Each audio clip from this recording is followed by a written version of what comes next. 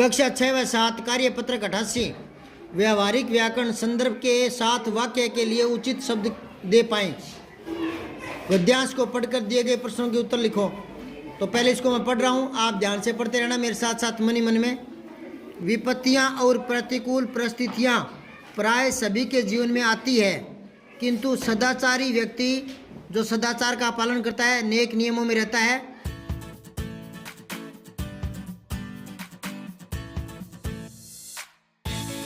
इनसे कभी विचलित नहीं होता सदाचारी व्यक्ति। और जो पापी होता है ना, दुष्ट होता है, उसको हमेशा डर सताता है, प्रतिकूल परिस्थितियां उस पर हावी होती रहती है। और जो अपने जीवन में आदर्श लेकर चलता है और सद्मार्ग पर चलता है, उसको डरने की कोई आवश्यकता नहीं होती। उसमें असीम धैर्य होता है। जो सदाचारी व्यक्ति होता है ना, उसमें बहुत सा धैर्य होता है और सहन शक्ति होती है, जैसे महान गुण उसमें पाए जाते हैं। परोपकार, पर उपकार, दूसरों का भलाई करना उसका स्वभाव होता है। किसका? सदाचारी व्यक्ति का। भलाई करना किसका स्वभाव होता है? सदाचारी व्यक्ति का। लोग उस पर विश्वास करते हैं। किस पर? सदाचारी व्यक्ति पर, जो सदाचार का पालन करता है। सभा हो या समुदाय, सदाचार से युक्त व्यक्ति सर्वत्र सभी जगह पूजा जाता है। जो सदाचारी व्यक्ति होता है उसका हमेशा हर जगह कद्र होती है, उसकी है ना, इज्जत बनी रहती है। सदाचार सफलता का मार्ग है। जो सदाचारी व्यक्ति होता है वही सफल होता है, दुराचारी कभी सफल नहीं होते। अच्छे व्यवहार के कारण कठिन काम भी सहजता से बन जाते हैं। इसके द्वारा मनुष्य अपनी असीम शक्ति को प्रकट कर सकता है। वह अपने महान कार्यों से महापुरुष कहलाता है। ऐसे ही महापुरुष हमारे आदर्श होते हैं। उनका सद्व्यवहार, अच्छा व्यवहार अनुकरणीय होता है। हमें परस्पर सद्व्यवहार करना चाहिए, अच्छा व्यवहार आपस में। परस्पर मतलब आपस में। पहला प्रश्न है, सदाचारी व्यक्ति का स्वभाव होता है परोपकार करना। मनुष्य अपनी असीम शक्ति को प्रकट करता है सदाचार से। सदाचारी व्यक्ति में कौन कौन से गुण होते हैं बताओ? एक तो सदाचारी व्यक्ति सहनशील होता है। क्या होता है? सहनशील, सहनशील, ठीक है ना। एक वो अडिग रहता है, अडिग रहने वाला, ठीक है ना। एक आत्मविश्वासी होता है, आत्मविश्वासी होता है। परोपकारी भी होता है, परोपकारी, ठीक है ना। अब आओ आगे। उपयुक्त गद्यांश को ध्यानपूर्वक पढ़ लिया। इस गद्यांश में निम्नलिखित भावार्थ को व्यक्त करने के लिए आने वाले एक शब्द का चुनाव करना है। एकल शब्द बोलते हैं ना जिसको, वाक्यांश के लिए एक शब्द वो चुनना है। अच्छा व्यवहार, तो लिखो सद्व्यवहार। ये तो दो शब्द है, अगर आपको इसके लिए एक ही शब्द बोलना पड़े तो क्या बोलोगे? सद्व्यवहार। से देदवात के अलंत लगवादा है वो, सद्व्यवहार। वे ये व्यवहार है, ठीक है। फिर है अच्छा आचरण या व्यवहार करने वाला, सदाचारी, सदाचारी, एक शब्द लिखना है। जैसे अपने बोलते हैं ना, जो भगवान को मानता है आस्तिक, जो भगवान को नहीं मानता नास्तिक, ऐसे बोलते हैं ना, ऐसे ही। तो आगे है, जो व्यवहार या आदत दूसरों से ग्रहण करने योग्य हो, अनुकरणीय। लिखो ये ऊपर लिखा पड़ा है, गलत मत लिखना, ऊपरी ऊपर लास्ट लाइन, अनुकरणीय लिख लो। अब आगे है, दूसरों की मदद या भला करना, क्या कहलाता है? परोपकार, परोपकार। फिर है, किसी भी समस्या या दुख को झेलने या सहन करने की शक्ति, क्या होता है? सहन शक्ति, सहन शक्ति। आगे देखो, पांचवा प्रश्न, निम्नलिखित शब्दों के लिए एक वाक्य लिखना है। ध्यान से सुनो। पहले तो था वाक्यांश और एक शब्द लिखना था, इस बार एक शब्द दे दिया, अब इसके आगे वाक्यांश लिखना है। उल्टा है ये दोनों एक दूसरे के, समझ गया क्या? अब देखो, असीम लिखो, सीमा रहित, बड़ी सी और माँ, सीमा रहित, रे छोटी ही और तय, या ब्रैकेट में लिख लो बिना सीमा के, बिना सीमा के, ठीक है। एक है समुदाय, तो क्या लिखोगे?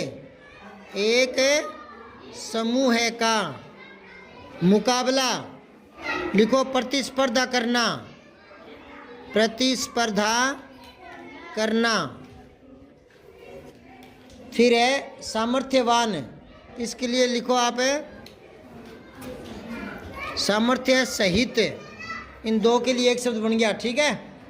आगे है, गद्यांश में वर्णित गुणों वाले किन्हीं दो व्यक्तियों के नाम लिखिए जिन्हें आप जानते हो। इसमें बताया है कोई सदाचारी व्यक्ति है, सहन शक्ति जिसमें ज़्यादा है, जो मुसीबतों से घबराता नहीं है ना, और जो परोपकारी है ना, जो दूसरों का कहना मानता है, अच्छा व्यवहार करता है। ऐसा कोई भी व्यक्ति आपके अड़ोस पड़ोस में आपको दिखाई देता है तो उसका नाम लिखो। जानते हो क्या जिसमें ये गुण हो? कोई दो नाम लिखने हैं, ठीक है ना। अब 89 देखो, कार्य पत्रक। दी गई कहानी को पढ़कर प्रश्नों के उत्तर देने हैं। कहानी है, कहानी सुनकर के प्रश्नों के उत्तर देने हैं। कहानी समझ में आ जाएगी तो उत्तर भी याद हो जाएंगे। एक नदी के किनारे ताड़ का भारी पेड़ था। वह बहुत मोटा और मजबूत था। ताड़ का पेड़ नदी के किनारे, उसके निकट ही पास ही सरकंडे के कुछ पौधे उगे हुए थे जिनके तने नरम और लचीले थे। एक दिन जोर की आंधी आ गई। ताड़ का पेड़ खूब मजबूत होते हुए भी बीच में से टूट गया और सरकंडों के पौधों के बीच आ गिरा, परंतु सरकंडों के पौधों को किसी प्रकार की कोई हानि नहीं हुई, कोई क्षति नहीं हुई। यह देखकर वह हैरान हो गया और वह उनसे पूछने लगा, सरकंडों से, क्या कारण है कि नरम और कमज़ोर होने पर भी आंधी तुम्हारा कुछ भी न बिगाड़ सकी, जबकि मैं मजबूत होते हुए बीच में से टूट गया हूँ? तो ताड़ भाई, आप अपनी शक्ति की अकड़ में झुके नहीं, टूट गए, परंतु हमने नरम होने के कारण झुककर आंधी की प्रभुता स्वीकार कर ली और सुरक्षित बने रहे। मतलब जो अकड़ में अकड़ता है ना, उसको लास्ट में टूटना पड़ता है, झुकना पड़ता है। और जो शुरुआत से ही लचीला व्यवहार रखता है, वो सहनशील होता है, तो वो अपना अस्तित्व बनाए रखता है, ठीक है ना। अब देखो इधर, नदी के किनारे ताड़ का पेड़। ताड़े, अच्छा, ताड़ के निकट क्या थे? सरकंडे। ताड़ के पेड़ की विशेषता क्या थी? वो बहुत ही मजबूत था और सघन था, भारी था। मजबूत व भारी, ठीक है ना, भारी पेड़ था, आया ना यहाँ।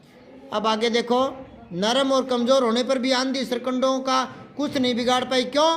क्योंकि वो संतुलन बिठाने में समर्थ थे। संतुलन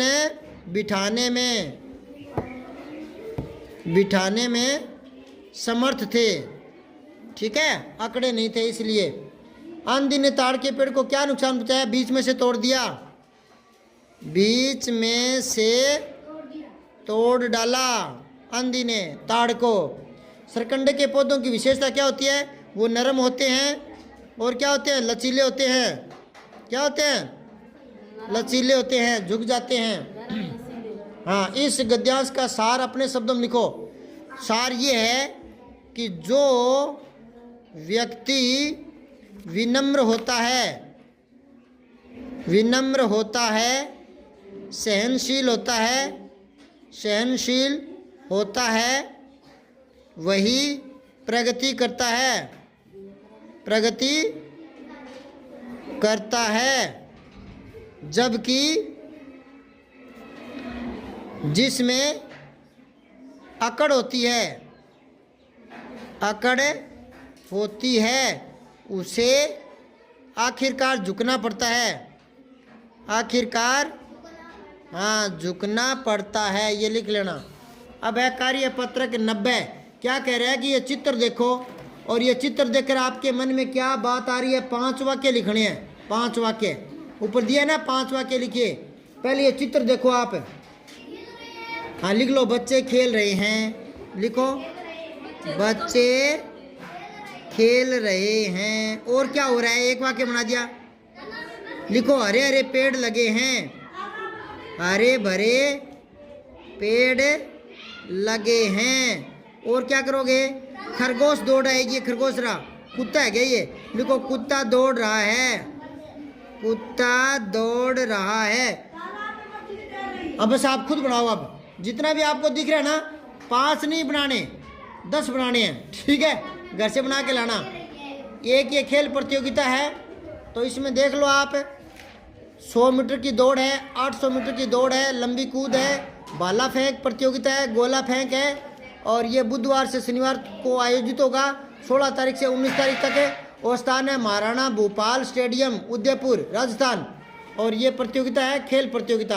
अब आओ, पहला देखो, ऊपर दिया गया विज्ञापन किस पर आधारित है? खेल कूद से संबंधित है। खेल से संबंधित, खेल से संबंधित, ठीक है। यह कब आयोजित होगा? 16/10 से 19/10 तक। क्या लिखोगे?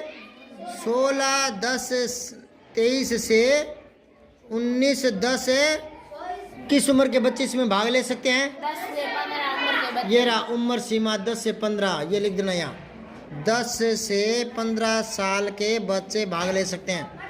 फिर यह प्रतियोगिता किस राज्य में आयोजित होगी? राजस्थान में, राजस्थान में, ठीक है। ये पूरे हो गए 90।